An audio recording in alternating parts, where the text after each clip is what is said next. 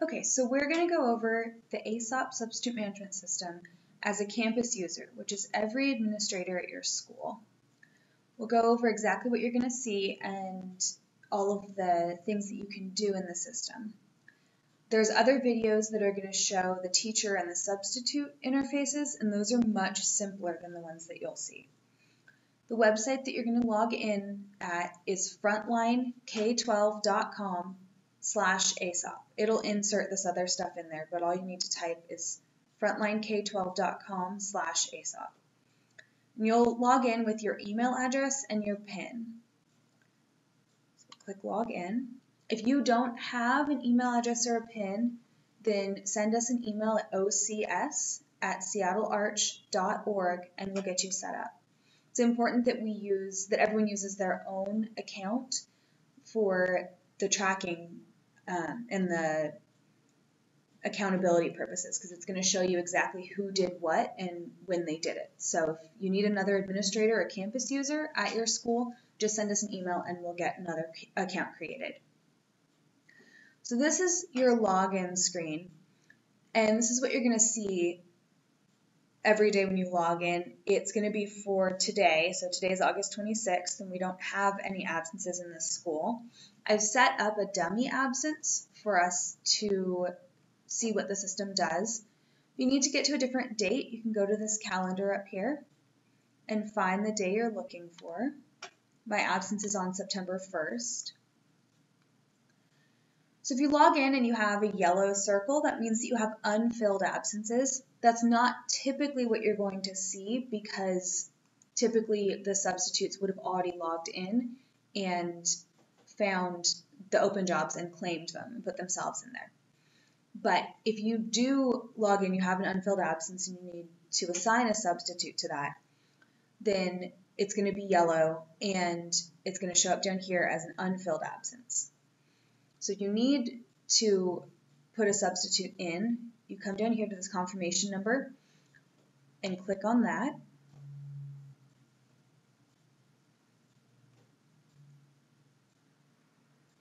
And this would be an example if a teacher created an absence and there wasn't a substitute available or a sub didn't see it, which hopefully won't be happening. But it's going to show you, and this is also going to happen if you do have a sub. It'll look the same. It'll just have a sub name over in this part in the right-hand corner. But it's going to tell you who's sick is up at the top here. Who's out is up at the top. The date. And then it's going to tell you the absence reason and if it's a full day or a partial day. Down here, there's 3 different notes sections. So there's the notes to the administrator, which are notes that the teacher has left, and every administrator at your school and the teacher who left the note can see those. Over here, we have the notes to the substitute, which are notes that the teacher or you can leave to the sub if it's instructions or things like there's a lesson plan on my desk, or anything that the sub would need to know, you can put in there. That's going to be viewable by all of the campus users at your school, the teacher who put the notes in, or the teacher whose absence it is, and the substitute. And then the third note category that you have here is the admin-only notes. So those are notes that every campus administrator at your school is going to be able to see, but the teacher and the sub will not be able to see those. You can also upload files into the absence, so especially if it's a prearranged absence for professional development or something, and the teacher can put in lesson plans or seating charts or anything like that. You can, as the campus user, upload files for all of your teachers to have access to, and that way, if it's a welcome letter or a map of the school or special instructions or anything like that, that can be attached to all of the substitute vacancies, all the jobs at your school. So if you come in here and there's no substitute, you can come up into the right-hand corner and click on the green button that says Assign Sub. And then right here it says View List of Substitutes. If you know who you're looking for, then you can type their name in the search bar, but we're just going to view a list of substitutes. And we have Mickey Mouse who's available on this day. So we're going to click the green button again to assign him to this job. It's going to ask us to confirm that we've already communicated with him that he will take this job. And so we have, so we're just going to click the green button again to assign him. And now we're at the point where this is what your absences will typically look like. Is you'll come in and you can see who's out, you can see over here who it's filled by, and also down here who it's filled by. The reason they're out, if it's a full day or a partial day, and then all the notes. If you do need to reassign a sub for some reason, you just click on the green button again, or if you need to remove this sub, you can click the remove button. You can always go in and edit the absence by clicking on the button over there. So if it wasn't really sick, if it's for something else, you can put it in here. If you need a reason, an absence reason that's not in this list, again, send us an email at ocs@seattlearch.org, and we can get another absence reason put in there.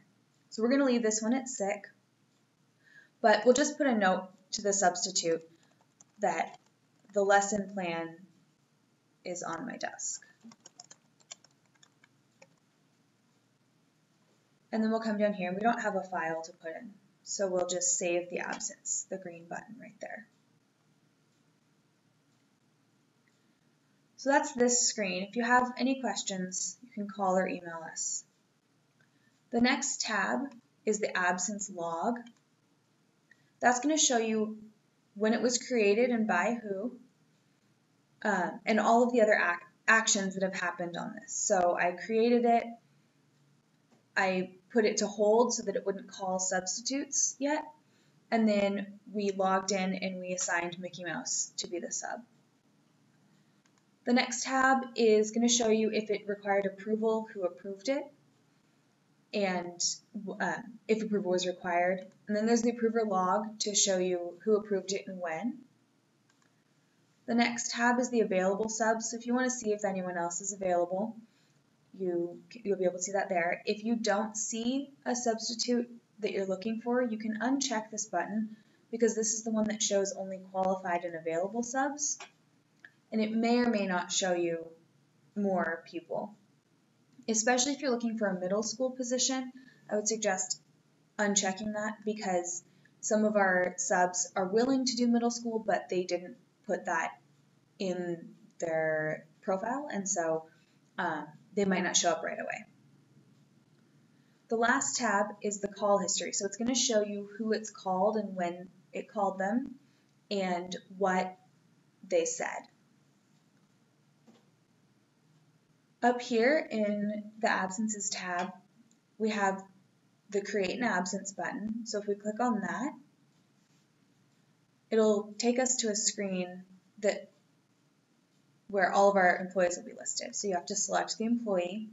And this you won't really be doing, and I'm not going to walk all the way through it because your teacher should be doing this on their own. But you would just select the employee, and the first time that you come in, it'll take you through this tour. You can also find this tour in the Help Center. But then it takes you to a screen that looks very much like the one that we edited before. If you need to create the absence, you can do that. But we're not going to create the absence. So we're going to go back to this absences tab, and we're going to create a vacancy. Now, a vacancy is something that you can use if you need an extra person at the school, but you don't need them to fill in for a specific teacher, or if you need to create a custom time. Teachers cannot create vacancies, only the campus users can. So we're going to get another elementary school teacher. So we click elementary school, or teacher elementary, and then the green button for fill out details.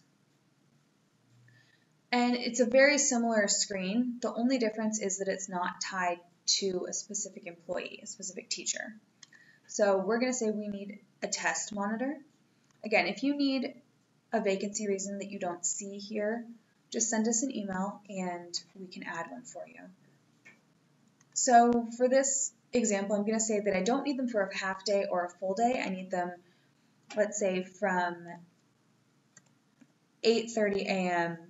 until 1 p.m. So I'm just going to put those times in there. I'm going to send a note to the substitute that says testing for first grade, just so they know what it's for. And then if you know who you're going to put in here already, then go over to this hold section and click hold indefinitely. That just means it's not going to show it to anyone and it won't call. But if you want this to go out to all of your subs, then you just click no hold. I'm going to click hold indefinitely just so it doesn't go out. And then we'll click review and confirm. Oh, it's going to make us pick a day. We're going to pick tomorrow because we can't choose today when it's already past the time. So it'll give you a summary here. It'll show you what you're looking for, and if this is all correct, then we can just click create the vacancy. It's going to be that confirmation number, so if you need to change anything, that's the number that's where you'll click, and that's also the number it'll get emailed to the sub. So we're going to go ahead and delete this vacancy right now, and so anywhere you see that red delete button, you can delete that absence or that vacancy.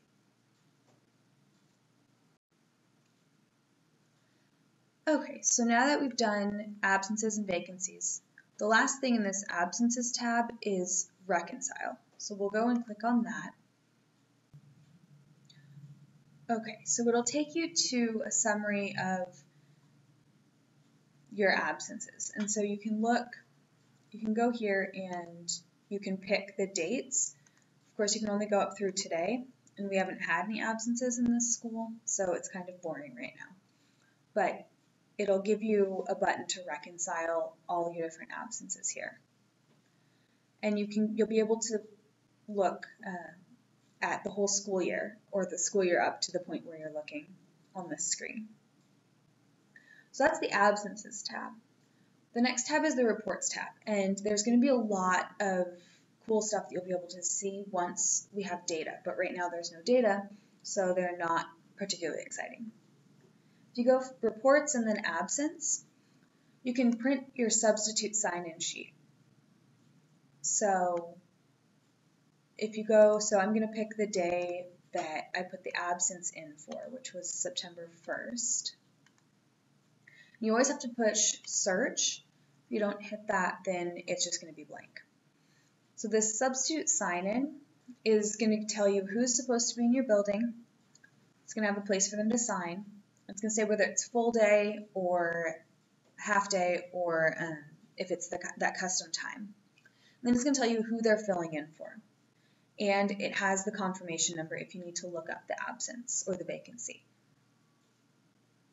And you can print this, and you'd be able to do this by the week or a couple days at a time if you wanted to.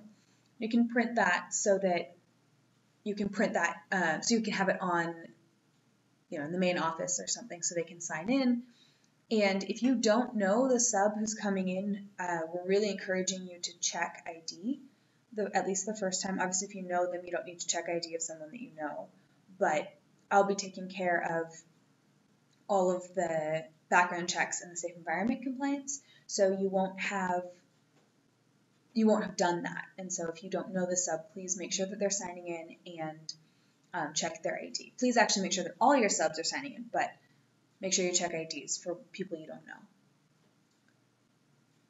Under this reports and then absence, you'll be able to look up your daily report. You can look at all the feedback that your teachers have left or your subs have left. You can look if any of your absences still need approval.